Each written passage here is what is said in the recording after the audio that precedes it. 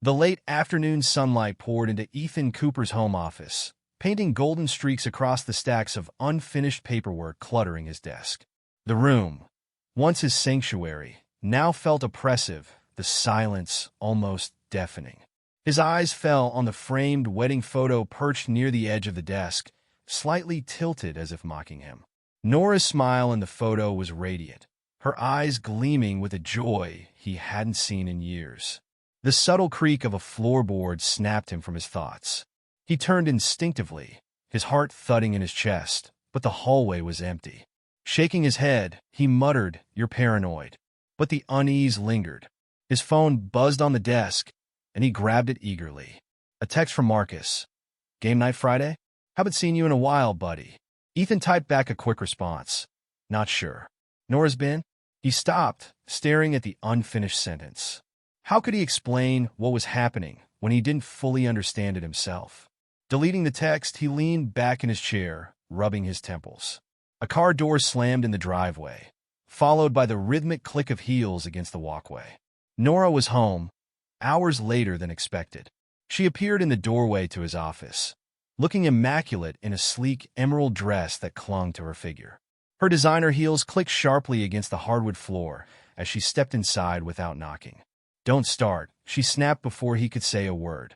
Adjusting the diamond necklace he had given her years ago, Nora's expression was cold, distant. "I wasn't going to," Ethan replied, though his frustration simmered just beneath the surface. "Good." She turned to the mirror on the wall, smoothing her perfectly styled blonde waves. "I'm not in the mood for another lecture about spending time with friends." "Where were you?" he asked calmly, though he already knew the answer wouldn't satisfy him. "Alyssa's dinner party. I told you about it days ago," she replied curtly, avoiding his gaze. "And you couldn't send a text? Let me know you'd be late." Nora turned to face him, one manicured hand on her hip. "I don't need to check in with you every time I step out of the house, Ethan. I'm not a child. It's about respect," he said, trying to keep his voice steady. "You're my wife, Nora. We're supposed to be partners." Her laugh was sharp and bitter. "Partners? That's rich coming from someone who spends more time in this office than with me. If you're so bored, maybe find a hobby instead of waiting around for me." The words stung, but Ethan refused to react. "I just thought we could spend some time together, like we used to." "Like we used to," she mimicked mockingly, rolling her eyes. "How romantic. Sitting on the couch with takeout and a movie while you fall asleep halfway through." "No thanks." Her phone buzzed, and she glanced at it with a smile that wasn't meant for him. Grabbing her clutch, she said, "Don't wait up." And just like that, she was gone, leaving Ethan alone with his thoughts. Ethan lay awake that night, the house eerily quiet except for the occasional hum of the refrigerator. The faint scent of Nora's perfume lingered in the air, mingling with something else, something unfamiliar. His mind churned with unanswered questions. The next morning, Ethan decided he needed clarity. He began checking small things, bank statements, her social media activity, and even subtle changes in her routine. He wasn't proud of it, but he had to know the truth. And then he found it, a charge on their shared credit card from 2 nights ago. The expense was for an upscale hotel downtown. "Nora," he called as she walked into the kitchen later that morning, still dressed in her silk robe. She glanced up from her phone, barely acknowledging him. "What? What's this?" Ethan held up the bank statement, the hotel charge circled in red. Nora's eyes flashed with annoyance. "Oh, for God's sake, Ethan. Alyssa and I grabbed drinks there after dinner. Is that a crime now?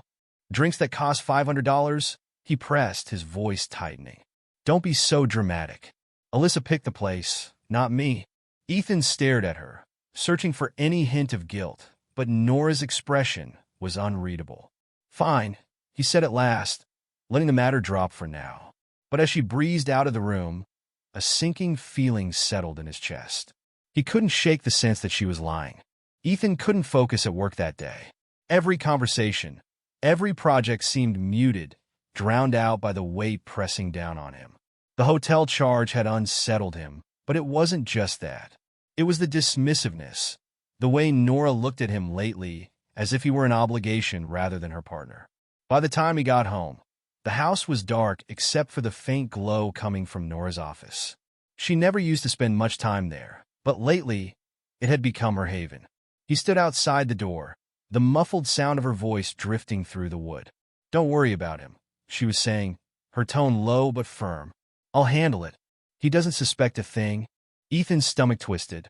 He knocked softly, and the sound of her voice cut off abruptly. The door swung open a moment later, and there she was, her expression carefully neutral. "What's up?" she asked casually, leaning against the doorframe. "Just wanted to see if you were okay," Ethan said, trying to mask his unease. Nora shrugged. "Fine. Just finishing some work. Can we not do this tonight?" "Ethan? I'm tired." She closed the door before he could respond, leaving him standing alone in the hallway. The next day, Ethan decided he couldn't ignore his instincts any longer. He needed proof. He started small, reviewing bank statements more carefully.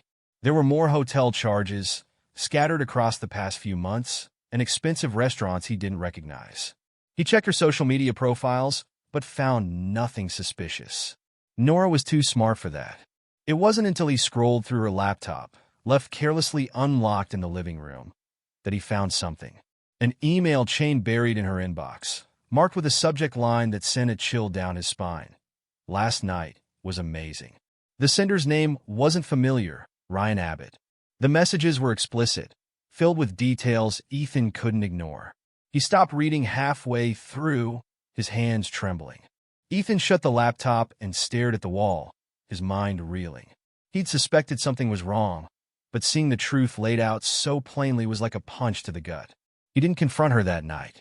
Instead, he lay awake, replaying every moment of the past year in his mind, searching for clues he'd missed. Days turned into weeks, and Ethan carefully built his case. He documented everything: the emails, the credit card statements, even text messages he managed to glimpse on her phone when she wasn't looking. Nora continued her charade, going out almost every night, her explanations growing more far-fetched. One night, Ethan sat with his brother, Liam, in a quiet corner of a local bar. Liam listened as Ethan poured everything out, his expression darkening with every word. "She's playing you, Ethan," Liam said at last. "You need to confront her, or better yet, leave her." Ethan shook his head. "Not yet. If I do this wrong, she'll destroy me. You don't know what she's capable of." Liam frowned. "What do you mean?" Ethan hesitated before pulling out his phone and showing Liam the emails he'd saved. "She's not just cheating. She's planning something. I overheard her talking the other night, saying I don't suspect a thing." Liam's jaw tightened. "You need help. Legal help. If she's planning to take you down, you need to be ready." "I've already started looking into lawyers," Ethan said quietly. "But Liam, this isn't just about the divorce. I want her to pay." Nora's campaign began subtly. A post on social media here, a casual comment to a mutual friend there. By the time Ethan realized what was happening, the narrative had already shifted. "Have you heard what Nora's been saying about you?" his coworker, Rachel, asked him one afternoon. Ethan frowned. "What do you mean?" "She said you've been controlling, that you don't let her see her friends. She even hinted that you've been violent." Rachel's tone was hesitant, as if she didn't fully believe it herself. Ethan felt a cold knot form in his stomach. "That's not true. None of it." Rachel raised her hands. "I'm not accusing you of anything. I'm just saying she's been talking a lot. People are starting to wonder." Ethan nodded absently, his mind racing. He could see the plan now, clear as day. Nora wasn't just trying to leave him, she was trying to destroy him. Ethan met with his lawyer, Claudia Bennett, a sharp, no-nonsense woman with a reputation for dismantling even the most complicated cases. He laid everything out for her, from the infidelity to the lies Nora was spreading. "She's calculated," Claudia said after reviewing the evidence. "And dangerous. But she's also sloppy. These emails? These fake bruises she's claiming you caused? They'll fall apart under scrutiny." "What do I do?" Ethan asked. "You fight back, but carefully. She wants you to lose your temper, to make a mistake she can use against you. Don't give her that satisfaction." Claudia's advice echoed in Ethan's mind as he left her office. He felt a spark of something he hadn't felt in months: hope. Ethan worked in silence over the next few weeks, meticulously gathering every piece of evidence he could. Claudia guided him at every step, ensuring he stayed calm and composed while the storm Nora had unleashed began to escalate. The smear campaign intensified. Friends who once called him for weekend plans stopped replying to his texts. A few even unfollowed him on social media. At work, his boss pulled him aside, gently suggesting that Ethan take some personal time to work through things. Nora was everywhere. On Instagram, at neighborhood events, even on a local podcast, weaving her tale of survival. She played the victim to perfection, claiming Ethan had been controlling and abusive throughout their marriage. She hinted at bruises and emotional scars, her voice trembling with emotion. Ethan seethed as he watched the podcast interview. "She's turning everyone against me," he said to Claudia during their next meeting. "She's setting herself up as the perfect victim," Claudia replied. "And she's doing it too well. When someone lies this much, they slip up eventually. Our job is to make sure we catch her when she does." Ethan's first break came from an unlikely source. Amber, one of Nora's so-called friends. "She told me you were crazy," Amber said when she showed up unannounced at Ethan's house one evening. "But something about her story didn't sit right. I mean, I've known her for years, but she's always had a way of twisting things." "What are you saying?" Ethan asked cautiously. Amber hesitated before handing him a folder. Inside were screenshots of text messages between Nora and another friend, detailing how she planned to fake injuries and use them to frame Ethan. "She's not just lying about you," Amber continued. "She's manipulating everyone, and I don't want to be a part of it anymore." Ethan stared at the folder, his anger simmering just below the surface. "Thank you," he said finally. Amber nodded. "Be careful, Ethan. She's good at this. She'll destroy you if she can." The evidence began to pile up. Claudia helped Ethan collect financial records showing Nora's secret spending, surveillance footage from nights she claimed to be at safe houses, and testimonies from people like Amber. But the most damning piece of evidence came from Ryan Abbott, the man Nora had been having an affair with. Ethan tracked him down through a mutual acquaintance, convincing him to talk. "She told me you were abusive," Ryan admitted during their meeting at a quiet cafe. "That she was trapped and scared. I believed her. But then she started asking me to lie for her, to say things I knew weren't true. That's when I realized something was off." Ryan handed Ethan a USB drive. "These are the messages she sent me. She admitted to faking evidence against you. I'm sorry I believe her lies." Ethan took the drive, his resolve hardening. "Thank you, Ryan. This means more than you know." The day of the neighborhood meeting arrived. Nora had organized it under the guise of seeking support for victims of abuse. Ethan, accompanied by Claudia and Ryan, walked into the room just as Nora was beginning her speech. And I just want to say, Nora's voice trembled with practiced emotion, that no one should have to live in fear. "If my story can help just one person, that's enough," Ethan said, stepping forward. The room fell silent as every head turned toward him.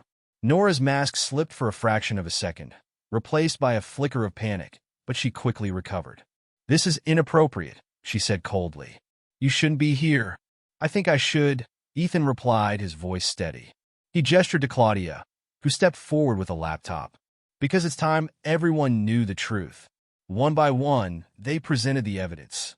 The fraudulent texts, the fake bruises, the financial records showing Nora's lavish spending. The security footage of her with Ryan at the hotel. And finally, the messages where Nora admitted to fabricating her claims against Ethan. The room erupted in murmurs. Nora's closest allies looked at her with disbelief, their faith in her shattering. "You're lying," Nora shouted, her composure crumbling. "This is all fake." "It's not fake," Ryan said, stepping forward. "You told me to lie for you, Nora. You said you'd ruin Ethan if I didn't help you. But I'm done being part of your games." Nora's face turned pale. "Ryan, you don't understand." "No." He cut her off. "Everyone understands now. You're a liar." By the end of the meeting, Nora's lies were exposed for everyone to see. Her once loyal supporters turned their backs on her, disgusted by her manipulation. Ethan felt a weight lift from his shoulders as he watched her crumble under the weight of her own deceit. In the weeks that followed, the truth spread like wildfire. Nora's fabricated claims were publicly debunked, and her reputation was destroyed. The foundation she had started to help abuse survivors was shut down after an investigation revealed misused funds. Ethan, meanwhile, began to rebuild his life. He reconnected with friends who apologized for doubting him and worked to restore his business's reputation. Claudia remained by his side, guiding him through the final stages of the divorce. The courtroom was quiet as the judge delivered the verdict. This court finds overwhelming evidence of defamation, fraud, and perjury, the judge said, her tone stern. Mrs. Cooper, your actions have caused irreparable harm to your husband's reputation and livelihood. You will be held accountable. Nora was ordered to pay restitution and lost all claims to their shared assets. As she was escorted out of the courtroom, she glared at Ethan, but he met her gaze without flinching. The war was over. Ethan stepped out of the courthouse into the crisp autumn air, his chest rising and falling in steady breaths. For the first time in months, the oppressive weight that Nora's lies had placed on him felt lighter. Liam clapped him on the shoulder. You did it, Ethan, Liam said. It's over. Ethan nodded but remained quiet. Was it truly over? The battle might have ended in the courtroom, but rebuilding his life would take time. That evening, Ethan sat at the dining table of Liam's home, where he had been staying since the ordeal began. The house was filled with warmth and laughter as Liam's kids played nearby, their joy a stark contrast to the chaos that had consumed Ethan's life. Uncle Ethan, his niece called out, running to him with a drawing. Look, I made this for you. He smiled as he looked at her crayon masterpiece, a simple sketch of him standing tall under a bright sun. It's perfect, Ethan said, ruffling her hair. Liam joined him at the table. So, what now? I rebuild, Ethan replied. One step at a time. Ethan threw himself into work over the next few weeks, reconnecting with clients and addressing the damage Nora's lies had caused to his construction company. The tide began to turn as more people came forward to apologize for believing her accusations. One day, Ethan received a call from Rachel, his co-worker who had initially doubted him. I owe you an apology, she said. I should have asked for your side of the story instead of jumping to conclusions. It's okay, Rachel, Ethan replied. Nora was convincing. But I appreciate you reaching out. She hesitated before continuing. If you ever need help getting back on your feet, let me know. I'd like to make it up to you. Offers like Rachel's became more common. Slowly, Ethan began to see the remnants of his old life piecing themselves back together. Nora's life, meanwhile, spiraled into ruin. The fraud investigation into her foundation revealed the extent of her manipulation, and public outrage followed. Former supporters distanced themselves, and her name became synonymous with deceit. Ethan heard from a mutual acquaintance that Ryan had broken things off with her after the courtroom confrontation. Her family, embarrassed by the scandal, refused to speak with her. Nora reached out to Ethan once, leaving a voicemail dripping with bitterness. You might think you've won, Ethan, but don't forget, I know you better than anyone. You'll always be that boring, predictable man, and you'll never be happy without me. Ethan deleted the message without responding. She had no power over him anymore. Months passed, and Ethan's life began to feel normal again. He moved out of Liam's guest room and into a modest apartment on the edge of town. The space was quiet but peaceful, a stark contrast to the chaos Nora had brought into his life. One evening, as he unpacked a box of books, he found the wedding photo he had once kept on his desk. He stared at it for a long moment before placing it face down in a drawer. His phone buzzed with a text from Claudia, celebrating your win tonight with friends. Join us if you can. Ethan smiled. He hadn't allowed himself to think about his social life in months, but perhaps it was time to start living again. At the celebration dinner, Ethan was surprised by how natural it felt to be surrounded by people again. Liam was there, along with Claudia and a handful of others who had supported him throughout the ordeal. Claudia raised her glass. To truth and to moving forward. To moving forward, Ethan echoed, clinking his glass against hers. Later that evening, as the group began to disperse, Claudia lingered behind. You know, she said, her tone casual but warm, not all stories have to end with rebuilding alone. Sometimes they can end with something new. Ethan chuckled softly. You trying to tell me something, Claudia? Just saying that the world's still out there, she replied with a wink. Ethan walked her to her car, feeling lighter than he had in years. As he watched her drive away, he realized that for the first time since everything had fallen apart, he wasn't thinking about Nora or the pain she'd caused. He was thinking about the future. Ethan stood on the construction site of his latest project, watching as the foundation of a new community center began to take shape. The center would be a place for families to gather, for children to play, and for people to find support when they needed it most. As he looked out at the busy site, he felt a sense of pride. He had weathered the storm, and now he was building something that truly mattered, not just for himself, but for others. His phone buzzed with a message from Claudia. "Dinner next week? My treat." Ethan smiled, typing back a quick reply. "You're on." The sun dipped low on the horizon, casting the site in a warm glow. Ethan took a deep breath, feeling the weight of the past finally lifting. The war was over. The truth had prevailed. And for the first time in years, Ethan felt ready to embrace whatever came next. Months turned into a year, and the echoes of Ethan's tumultuous battle with Nora faded like a bad dream. His life was no longer defined by the war they had waged against one another, but by the quieter, more fulfilling moments he was building for himself. The community center project became a resounding success. On the day of its grand opening, Ethan stood near the entrance, watching as families poured in to explore the space. Children laughed as they raced to the play area, and volunteers handed out pamphlets detailing programs designed to help struggling families. Claudia joined him, dressed sharply as always, though her presence felt less formal now. "You've done something incredible here, Ethan," she said, her eyes scanning the bustling crowd. He smiled.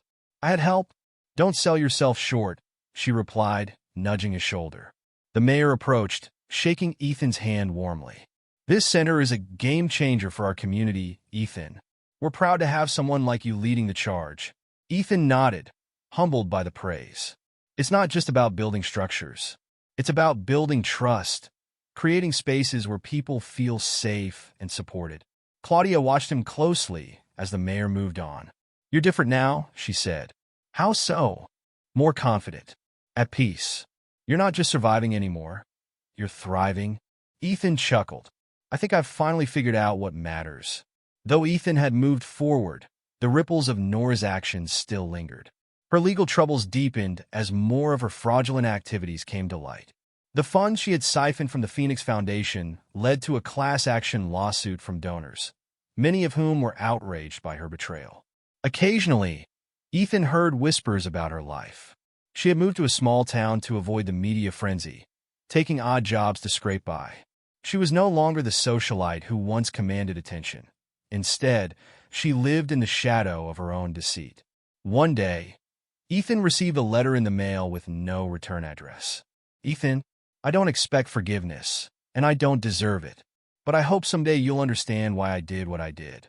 You weren't the man I needed, but I wasn't the woman you deserved. Nora." Ethan folded the letter and placed it in a drawer, unread beyond the opening lines. He didn't need her explanations anymore. The chapter was closed.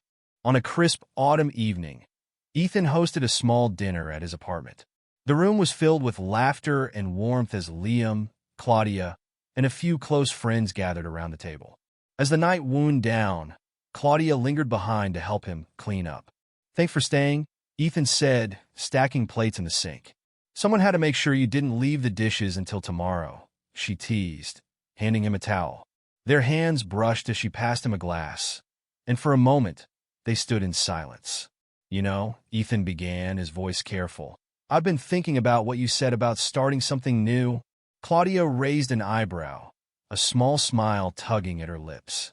"Oh, and maybe it's time I listened." Her smile widened, and she reached for his hand. "I think that's the best idea you've had all year." In the years that followed, Ethan's life continued to flourish. The community center became the first of many, each one a symbol of his resilience and determination to turn pain into purpose. Ethan and Claudia's relationship blossomed into something steady and grounded, built on mutual respect and understanding. Together, they supported one another through challenges and celebrated each victory, big and small. On the anniversary of the community center's opening, Ethan stood before a crowd to deliver a speech. "This center represents more than just brick and mortar," he said. "It's proof that we can rebuild, no matter how broken we feel. We can find strength in our scars and create something beautiful from the pieces of what once was." The crowd erupted into applause, and Claudia joined him on stage, her hand slipping into his. As he looked out at the faces before him, families, children, friends, Ethan felt a deep sense of fulfillment. The past no longer haunted him. It had shaped him, strengthened him, and taught him what truly mattered. For the first time in his life, he was not just surviving. He was living fully, building not just structures but a legacy of hope and resilience. The future stretched out before him, bright and boundless. And Ethan Cooper was ready for whatever came next. Years passed, and Ethan's life continued to evolve. His name became synonymous with resilience, not just within the construction industry, but in the broader community. His story of surviving betrayal and rebuilding his life quietly spread, inspiring those facing their own struggles. One afternoon, as Ethan oversaw the construction of a new youth shelter, a familiar face appeared at the edge of the site. For a moment, his breath caught in his throat. It was Nora. She looked nothing like the poised, self-assured woman she once was. Her hair, once meticulously styled, hung loose around her shoulders, and her clothes were plain and unremarkable. She hesitated before approaching, clutching a thin jacket around her. "Ethan," she said softly. He straightened, his heart steady despite the surprise. "What are you doing here, Nora?" She shifted uncomfortably, her gaze darting to the ground. I heard about this place, about what you're doing. I just wanted to see it." Ethan crossed his arms. "And it's incredible," she admitted, her voice tinged with something between admiration and regret. "You've done so much." He studied her for a long moment. "Why are you really here?" Nora's shoulders sagged. "I don't know. Maybe I wanted to see for myself that you're okay. Or maybe I just wanted to apologize." "For what?" "For everything," she said, her voice breaking slightly. "I ruined so much. Your reputation, our marriage, everything. And I've been living with that. I can't undo it, but I needed to say I'm sorry." Ethan felt a flicker of pity, but it didn't linger. "You're right, you can't undo it. But I've moved on, and I think it's time you do the same." Nora nodded slowly. "You've really changed," she said, almost wistfully. "Yeah," he replied.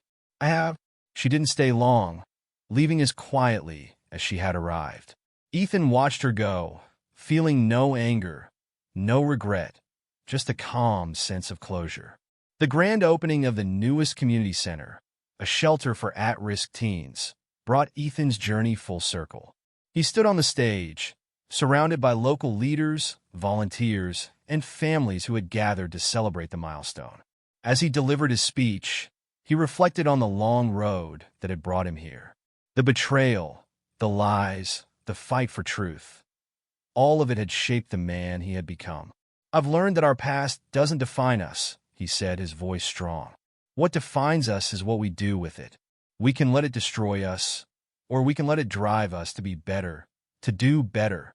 The crowd erupted in applause, and as Ethan stepped down from the stage, Claudia met him with a smile.